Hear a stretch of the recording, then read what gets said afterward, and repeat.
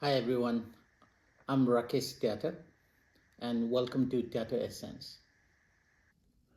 And today I'm going to talk more about two aspects. One, the database, and two, indexing. Searching through the database is like trying to find a word in a book by reading every page. It is hopelessly slow and very frustrating. Index acts like a shortcut or a map, letting the database jump directly to the data you need. So, in this topic, we'll explore how SQL, graph, vector, and NoSQL databases use indexes to speed up queries with simple visual examples. So, the first one is SQL databases. A SQL database is used for structured data which are related to each other. So it is also often called as relational databases. In market, we have several types of SQL databases that are commonly used. Some of these are MySQL, PostgresQL, SQLite, SQL Server, Oracle, and so on. A SQL database has many tables, and in table it has rows and columns. And so in SQL database, indexing is done on the primary column, and it mainly use binary tree or hash mechanism to index the rows quickly. So here is a sample picture that shows how database indexing is done. So on the front, you have the column, which are, say, we're using hash algorithm or hash mechanism to index the column. And once you index, you get certain identification number, which are unique. So in this case, I'm showing 5, 10, 15, 20, 25. And then it will essentially point to the individual rows in that table. So really, all the rows and all the datas in the remaining columns are indexed on the primary or the very initial first column. So that's all about SQL database indexing. So the next database is graph database. In graph database, we track hierarchical data. For example, in Facebook, you have lots of friends and followers. Same thing in Twitter, you have lots of followers. In systems like Uber and Lyft, you have lots of drivers and riders.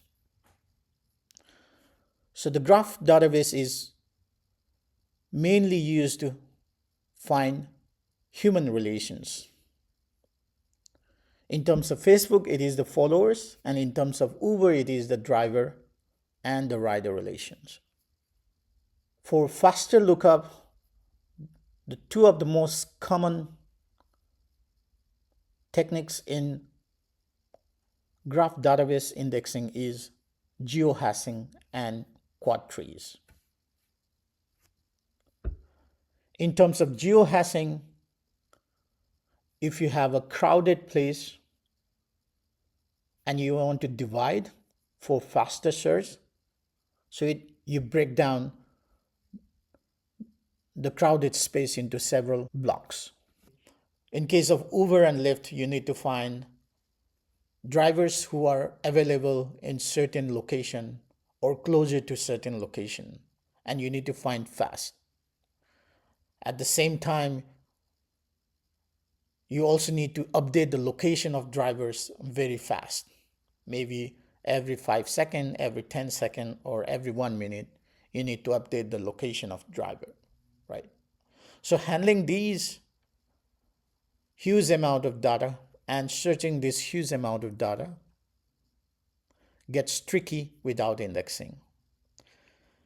In case of geohashing, as shown in the picture, you basically divide the location map into rectangles or blocks, and each of the blocks will contain certain numbers of drivers. So if it is a crowded place, then you divide again into four blocks. If it is more crowded, then for each of the internal blocks, you again divide by 4 blocks. So if you divide into 4, then it becomes a lot easier. You don't need to search on the 3 part, and you only need to search in the 1 part, right? So if I have 4 walls, then you only need to search in 1 wall, and you don't need to search in the remaining 3 walls. Assume you have on each of these walls, you have pictures hung, and you want to search a specific picture, right? So the fastest way to search is divide it into 4 parts. That way, you don't need to search all. Likewise, another good example is the quad trees. In this also, you divide into 4, but the structure is different. Here it is represented by nodes, as shown in picture. So you have a top root node. Under that, you have 4 children. And then each of the children can also have 4 children. So this way, you're representing 4 data in a hierarchy, and this allows a faster search of data. So these are the core techniques that are used in graph indexing.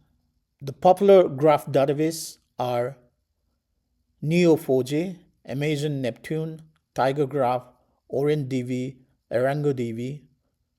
I think the Amazon Neptune is very popular. Neo4j is also popular. If you want to study more, feel free to explore on your own. So the third one is the vector databases. The vector database has been there for several decades.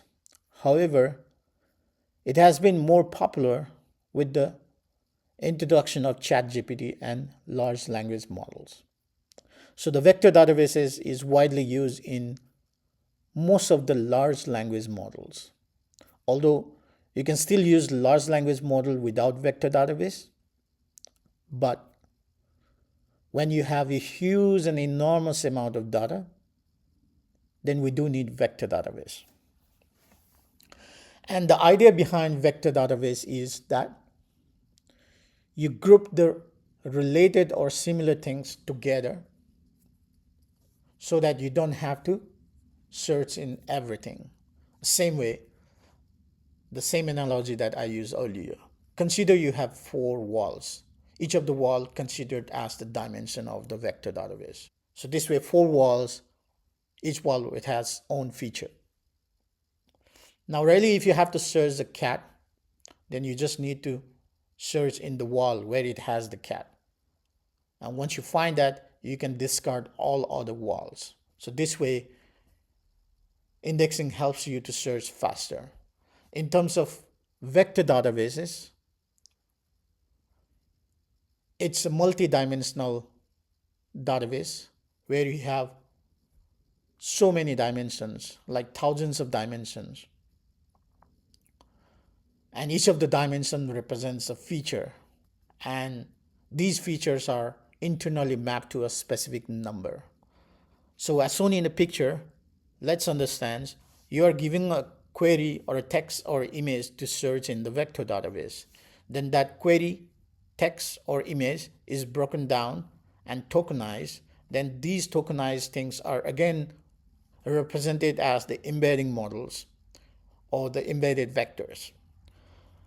So once you identify the embeddings, which is essentially a numeric representation of the features, then You search on that, and then it helps you to search quicker using algorithm like approximate nearest neighbor or the k nearest neighbor and so on.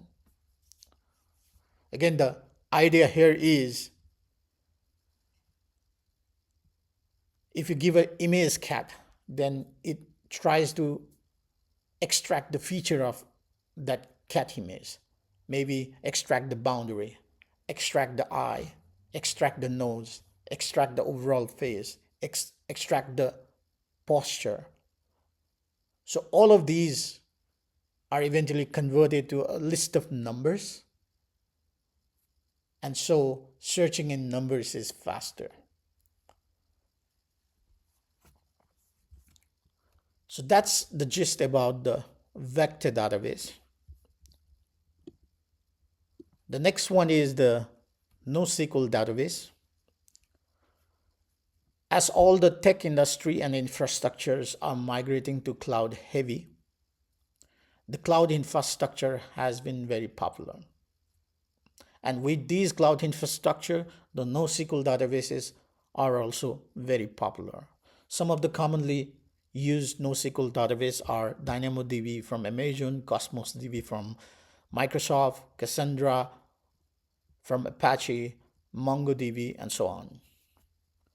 Each of the DBs also has indexing. All the NoSQL databases, most of these are unrelated data or unstructured data compared to SQL databases where you store relational data. In a gist, the NoSQL database is driven by key value pairs, where key act as an index and value is the value that you want to search.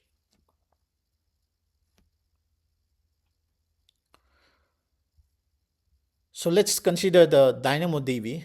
In this case, it mainly uses partition key plus optional sort key as the primary index to search. It also supports for secondary index. In case of CosmosDB, it heavily uses partition key. However, all the fields are also auto-indexed by CosmosDB. So in that sense, every field is indexed and its searching is faster on every index. In CassandraDB, you have partition key plus clustering key. Secondary key exists, but it's rarely used. In MongoDB, it also has field indexes, so you can construct the key from the field, maybe a single column field, a compound, which is a combination of multiple columns, or a text column, and so on. It also supports optional sort key. Another interesting thing to highlight here in NoSQL database is originally the NoSQL databases, some were designed to support read-heavy operations, some were designed to support write-heavy. However, over the time, all of these have evolved and can now support both read and write-heavy operations. So if you want to more read-heavy operations, then you can use DynamoDB and CosmosDB. And if you have write-heavy operations, then you can use CassandraDB. You can further study more on these, explore more. Again, these are just my understanding. I have also highlighted a quick mapping table for comparison, and you can study this as well. I hope this presentation helped you to gain more understanding how indexing are used on different databases to look up fast for faster search. If you like the content that I'm presenting, please help support Data Essence by subscribing. Thank you again and stay safe.